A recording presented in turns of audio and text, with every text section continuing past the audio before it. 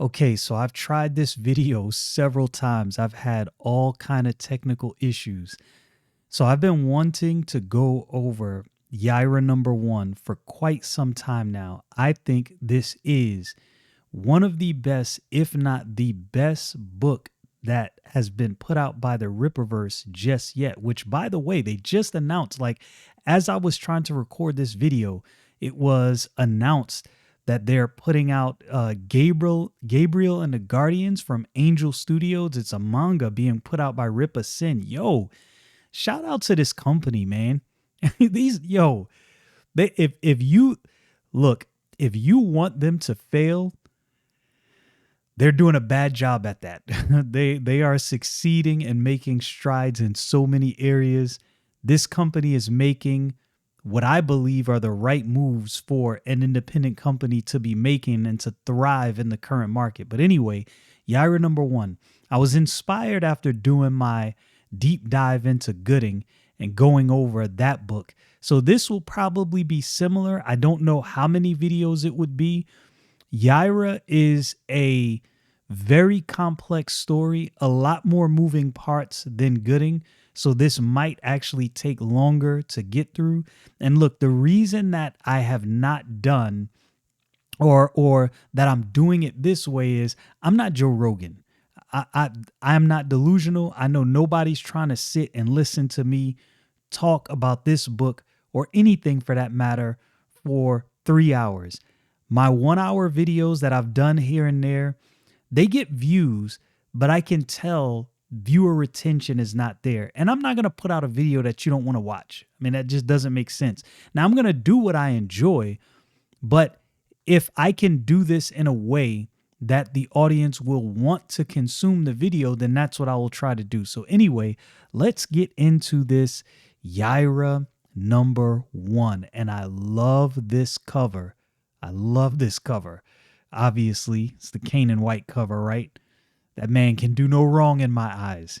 His art is magnificent. So you open a book and like, many of the Rippaverse books, you see their code of ethics. I love this because this is like their letter to you saying you can hold us accountable.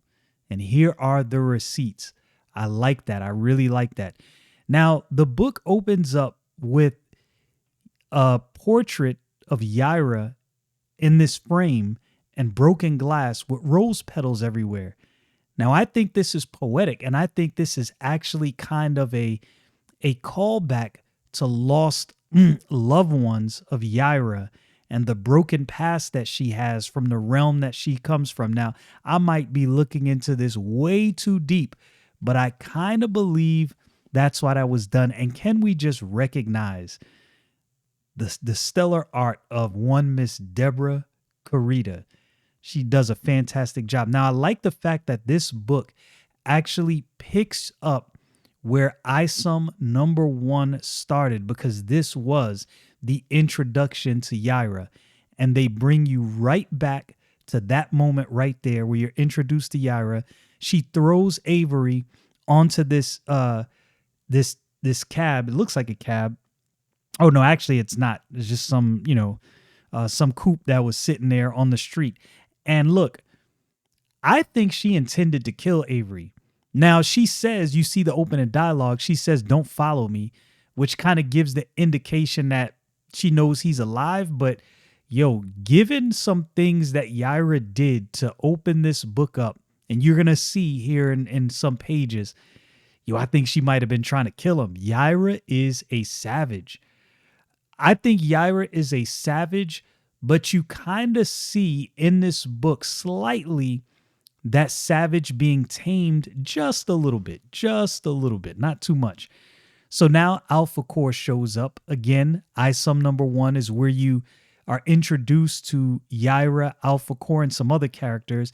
And I love that book. I was talking to a gentleman at MegaCon, and we both agreed that ISOM number 1 was meant as like your introduction to the universe.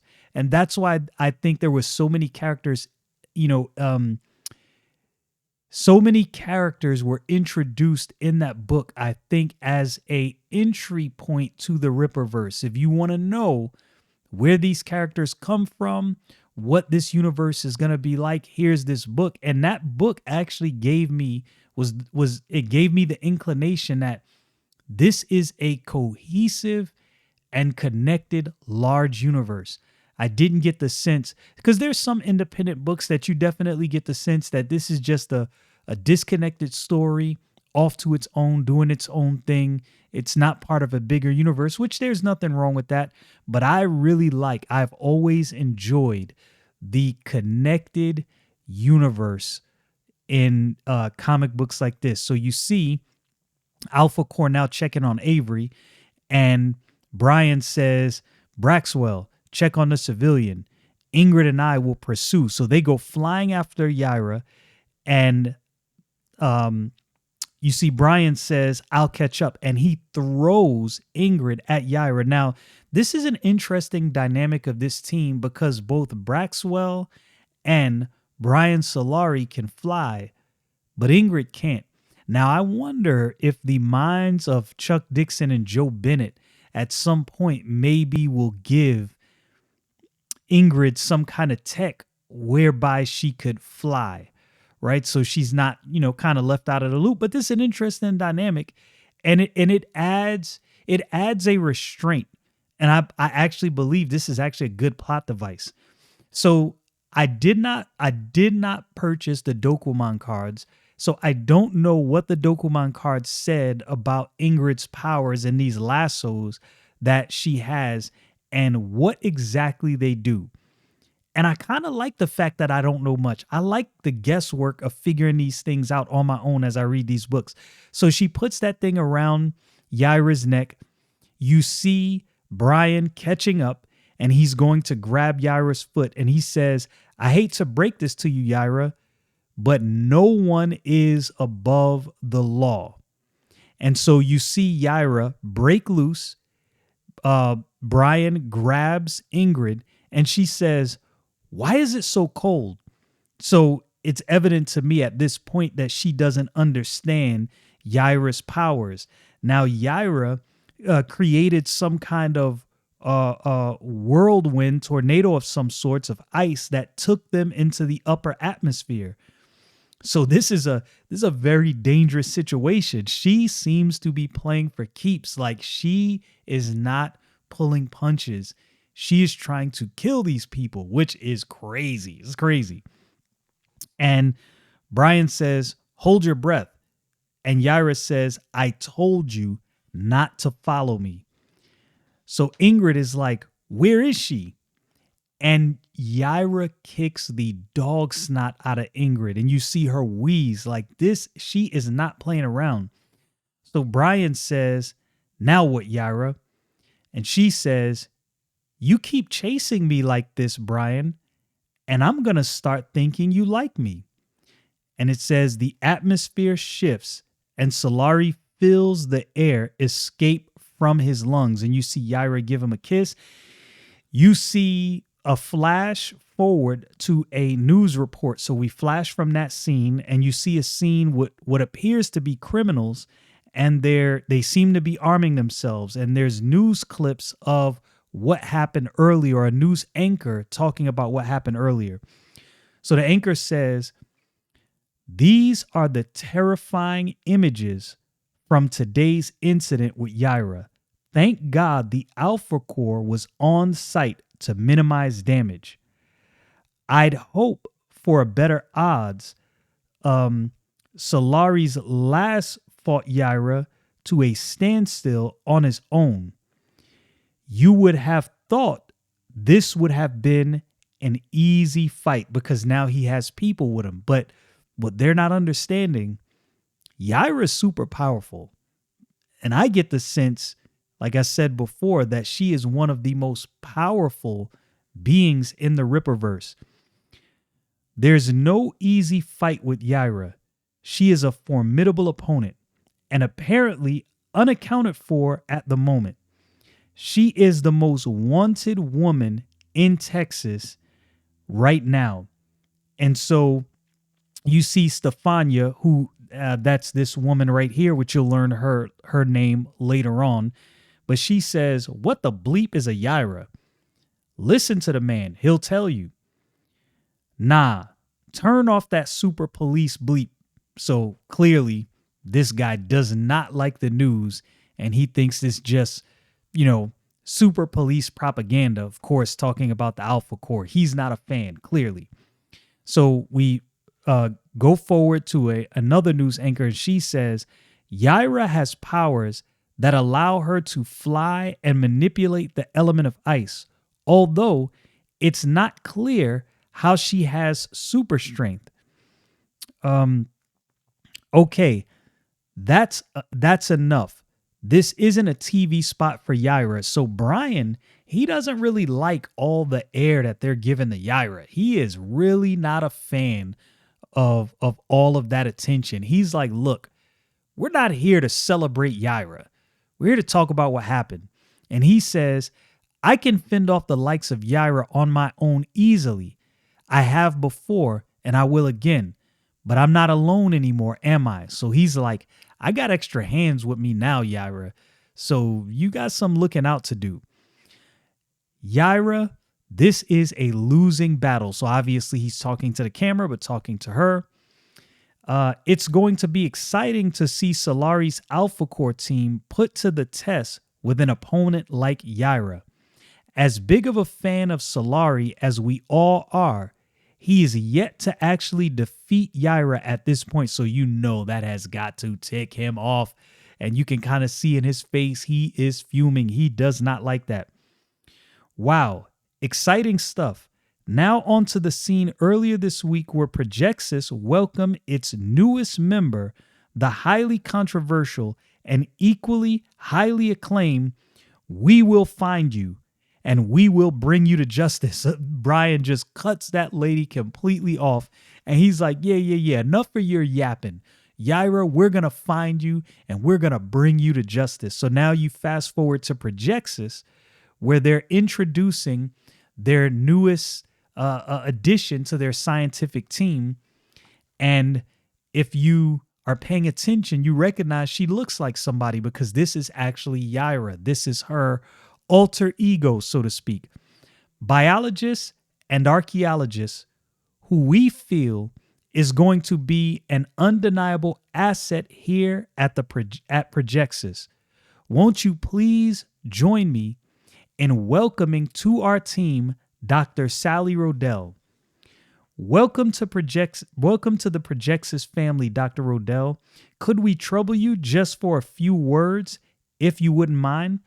So she's going to give herself a little speech. Now, you got to pay attention to how she starts this speech off. And I don't think any of these things are irrelevant. I love the way the Soska Sisters wrote this, and I think all of these things matter, and it's on purpose. So she says, adapt or die. Now, here's what I want to say before I even continue with her speech. I think Yaira is at Projexis for a specific reason, and I also believe Projexis hired Yaira for a specific reason. I believe they know more about Dr. Sally Rodell than she believes. And I think she knows more about Projexis and what they do than they know. And I think she is there for multiple purposes. And I might get into that in this video. Okay. It is the truest law of the earth. Very few things have the ability to survive the test of time. Only a sacred few artifacts, ideas, and ways of life we uncover from our history. Though we may not be around to see them to their fullest fruition, what we struggle to create now will be our triumphant echoes from the past. I was here. I lived. I am still here among you. Now, I think she's being a little, I don't know if tongue in cheek is not the right word, but what she said right there, there's a lot more meat to that comment, to that statement, than the people around listening probably know. It is that struggle that is the friction of creation. I would like to thank Mr. Eusebio for this opportunity to discover and create alongside my esteemed colleagues at Projexis. I feel we have much we can learn from each other. Thank you. Wow, what a speech. So now they are touring the Projexis facilities here, and Eusebio is talking. He says, "Welcome to the future, Dr. Rodell. Projexis is at the cutting edge of technology, and I feel with your outstanding expertise, we can step into the future by understanding our past. Hey, have you met Dr. Sally Rodell yet? Don't be shy. Come say hi." So this kind of leads me to believe that Eusebio, he understands a little more about Sally Rodell, aka Yaira, than even she knows. And this is why he brought her on. An archaeologist, that's a bit archaic, isn't it? She's well studied, Jerry. But if you want to question her credentials, be my guest. No, that's not what I was saying. It's just an unusual area of expertise to pair with biology. Dr. Rodell, from my understanding, is an unusual woman. Don't be threatened, Jerry. She is on our side. So Altona, she's like, Jerry, are you threatened by her? Now look, again, I don't have the Dokuman cards, but looking at these images drawn by Miss Carita, I'm going to say Yaira is probably about 6'3", 6'2", 6'3", maybe even more. This is a tall woman, a beautiful woman at that. So yes, tall, beautiful, smart. I would imagine she can be quite intimidating. And plus with that Nordic accent, if you haven't watched the Yaira live action video, go watch that. Okay, so now Eusebio is talking to Yaira, and he says, to heal all disease, to live in perfect health without the fear of deterioration of the mind or vital organs. Big dreams start with big dreams start small with new ideas and brave new technologies. And then Yaira responds, long life without deterioration is quite the dream. Super longevity, super wellness, and super intelligence, the cornerstone to unlocking human potential. And then Yaira responds, life is a delicate balance. Do you not fear improving one aspect will destabilize the design? And I like this. I like the fact that they're giving an ear and a pointer to the fact that life is by design, not by accident. I appreciate that. Okay. A very keen observation, Dr. Rodell. I recall what happened to Icarus when he flew too close to the sun. But where would we be if men dared not to fly? Now, this is what I wonder. I wonder if in the Rippaverse, a lot of these stories, Icarus, Thor, and all of this stuff are beings from these other realms, much like other comic books. But here's what I think. I think excepts, people born with powers in the Rippaverse, are a result of people not only from Yaira's realm, but from other realms that came to Earth and procreated with humans. This is just my thought. I might be completely wrong, but I believe this is where at least some people with powers in the Rippaverse come from. Okay. Indeed, the struggle to survive beyond all odds is what it means to be human. How poetic, beautifully said. And so we struggle on. Wow. I like the way that's written. I like the way that flows. And I like the way Sally is kind of Yaira, Sally Rodell. She's not standoffish, but you can tell she is deep in thought, contemplating. There's something else going on. And she's not really being too forward. She's keeping herself reserved just a little bit, which is much different from her alter ego, Yaira. And so Eusebio says, quoting, do not go gentle into that good night. Rage against the dying of the light. And Sally, Yaira, responds, yes, Dylan Thomas, poem for his dying father. And then Jerry says, I didn't know that. He took anguish that his father was so accepting of his death. He urged him to fight. For him, death was a nightmare. And Jerry responds, death is a nightmare. And Yaira responds, it can be, depending on what you believe. And look, this is actually a real good conversation in this comic book. And this is very true. I will say, as a believer, me personally, I found great joy in reading that statement right there, because depending on what you believe, this is very true. Death can be a nightmare, or it can be a blessing in the waiting. Okay, so now Jerry says, and what do you believe? Asking Yaira. She says, in the survival of the strongest. Everything else is ravaged by time, only to be unearthed and studied by the surviving civilization. Wow, she is like, what is it called? A pragmatist? She is just very literal, very real, and to the point in the way she conveys these ideas. Yaira is playing no games. She is mincing no words. So I can imagine Jerry's like, yeah, I was intimidated before, but now I am ultra intimidated. So Eusebio says, I hate that phrase, the ravage of time. That's why we built the most advanced cryogenics laboratory. This side of the hemisphere, this lab has the potential to reach absolute zero without any of the staff inside, of course. So again, Yaira with her powers, you got to remember, none of this stuff that's happening is by accident. Her being hired, her being there, what this facility does, all of these things I believe are linked. It is essential for our research and understanding of a lot of unknowns in both quantum mechanics and physics in general. That's absolutely fascinating. Now, I believe she already knew this. I think Yaira, being who she is with the powers that she has, I think that she could sense this. And I think she kind of worked herself into being hired by this place. Just my thoughts.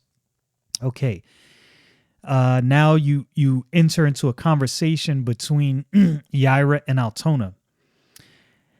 And that's the tour. I know it'll take you some getting used to, but if you can make it to my office, I'll come to the rescue, but only for the first week. Then you're on your own.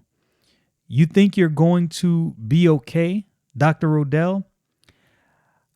I always manage to find my way, Miss Daniels.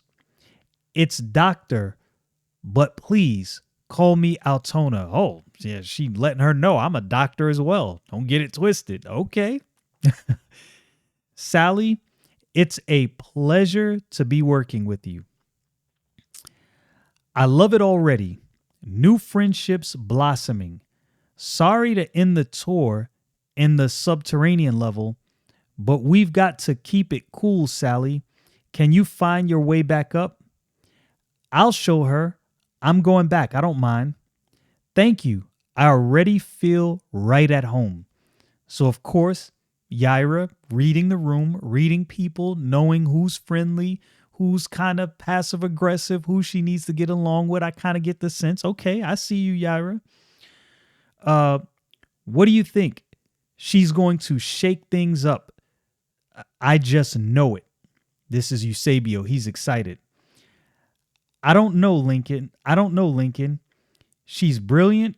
She's strong. She's a very lovely person. She's too good to be true. So ever the skeptic. And you always need those people who are skeptics. But you just know going into this book that if this dude is a skeptic of this level, at some point he's going to discover something or come up on something. I get the feeling Jerry is going to be a thorn in Sally Rodell's side, questioning everything she does. Okay, sometimes, Jerry, a good thing is just a good thing. So Eusebio is a glass half full kind of guy. In nature, anything that good looking is usually poisonous. Oh man, and he's kind of on point. Jerry has a point. He has a point. Then don't try to eat her and you'll be fine. I like that. Okay, so now we get back to these people who were loading their firearms earlier, and clearly they were setting up for a heist. So now they're at this heist. And so you see them yelling at this guard, stay to blink on your knees, old man. Yeah, try to make it to retirement. This blanking gig isn't worth your life.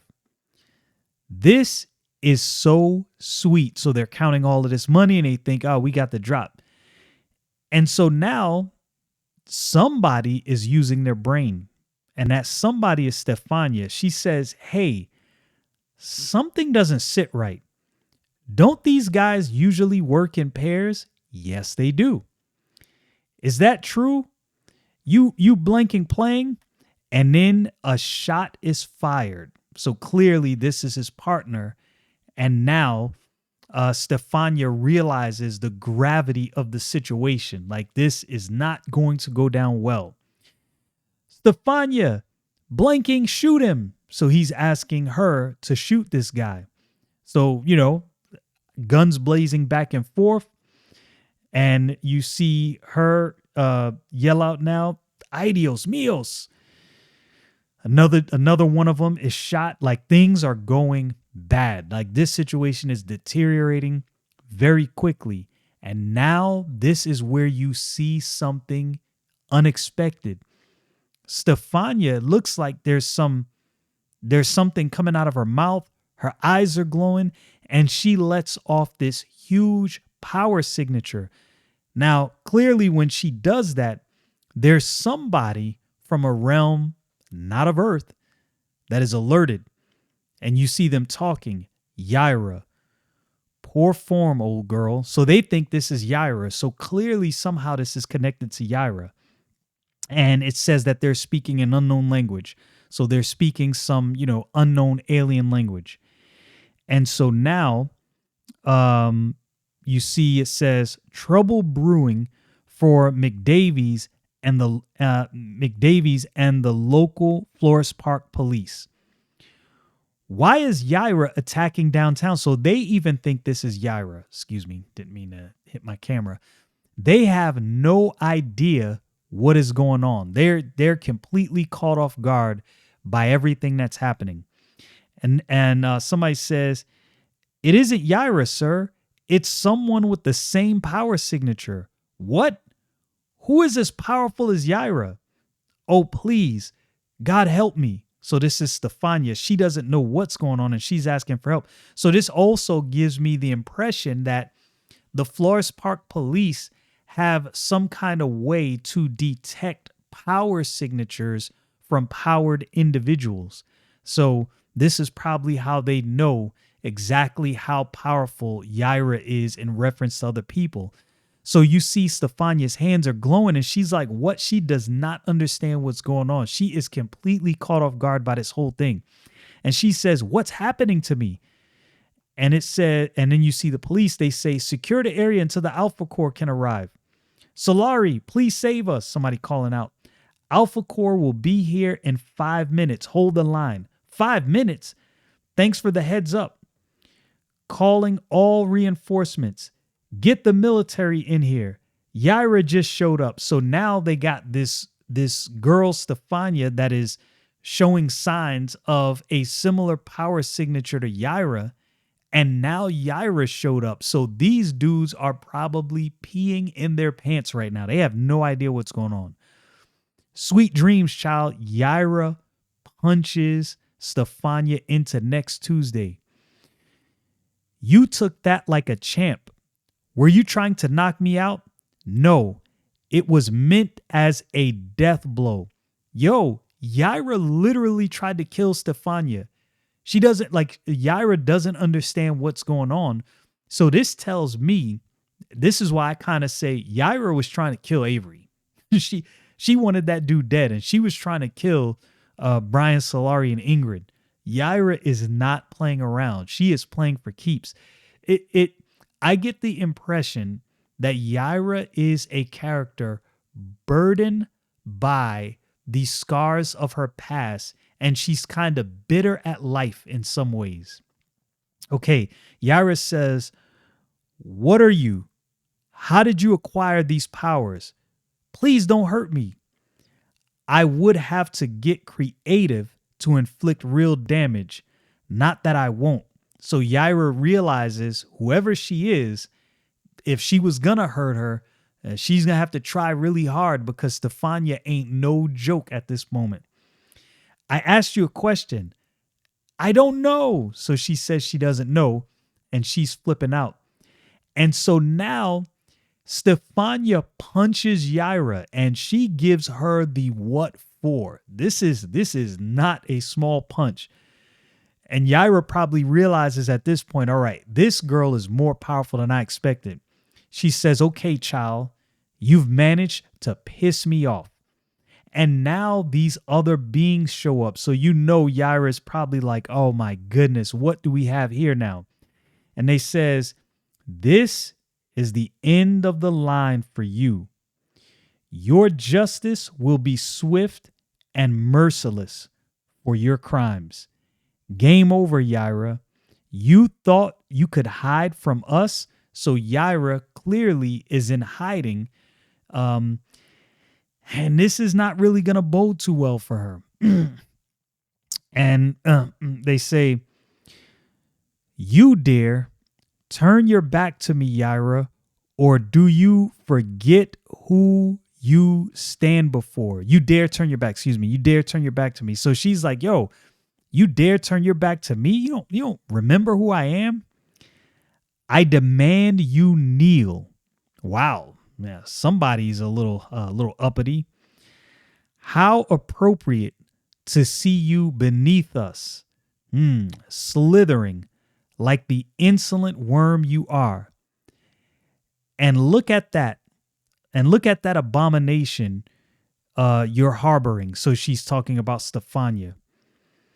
And clearly they're speaking a language that is not English. So Stefania has no idea what's going on. "Traitorous wretch, you will escape justice no more." And Stefania, she's like, yo, who the heck are these guys?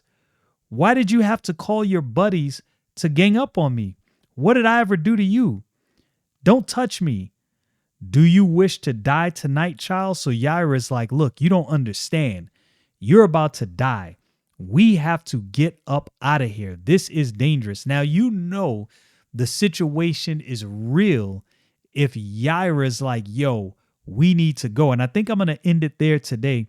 Like I said, Yaira has much more to it than Gooding. It's just a more a story with more angles. Yaira has a deeper history, and it goes back for thousands of years. So I'm actually very excited to get into this book and do a deep dive. And hopefully, Lord willing, we will return for part 2 of my deep dive into Yaira #1.